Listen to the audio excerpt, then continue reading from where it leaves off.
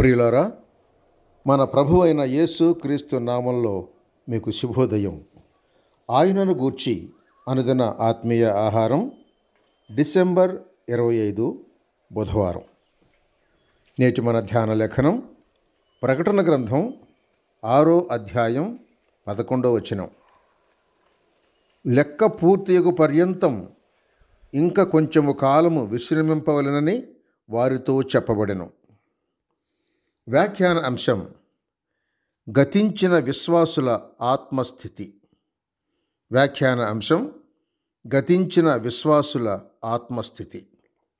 వ్యాఖ్యానం: జరగబోవు శ్రమల్లో భక్తులు వధకు తేబడేది ఒకటి. తామిచ్చిన సాక్ష్యాన్ని బట్టి వధింపబడిన వారి ఆత్మలను చూచితిని అని యోహాను అంటున్నాడు.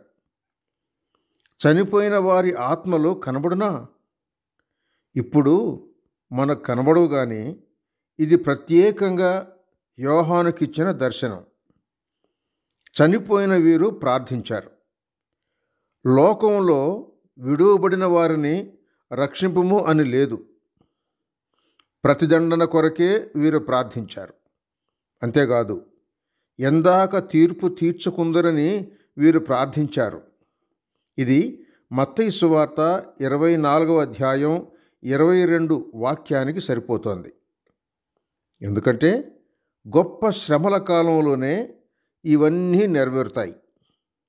ప్రార్థన జరిగినందున ఆ గొప్ప శ్రమలు తక్కువ చేయబడతాయి. తెల్లని వస్త్రాలు వారికి ఇవ్వబడినట. ఆత్మలకు వస్త్రధారణ చెందున వారికి చెందినది కాబట్టి గతించిన విశ్వాసులైన వారి ఆత్మస్థితి విషయమై నేర్చుకుంటున్నది ఏంటంటే, 1, పరమందున్న వారికి వీరు తప్పక కనబడతారు, మరియు వారు ఒట్టి గాలి వంటి వారు కానే కారు. 2, వారికి రూపమున్నది కనుక తెల్లని వస్త్రములు ధరించుకోగలరు.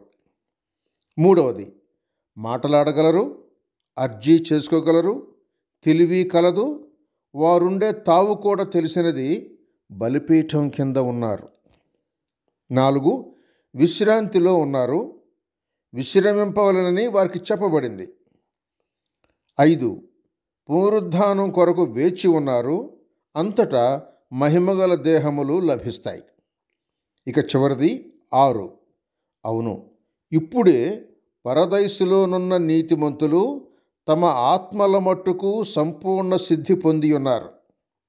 హెబ్రీయులకు రాసిన పత్రిక 12వ అధ్యాయం 24వ వచనం. ఆత్మ లేచినప్పుడు దేహము కూడా సంపూర్ణమునకు వస్తుంది. సహోదరుడు సైలస్ ఫాక్స్. శుభములతో వందనాలు.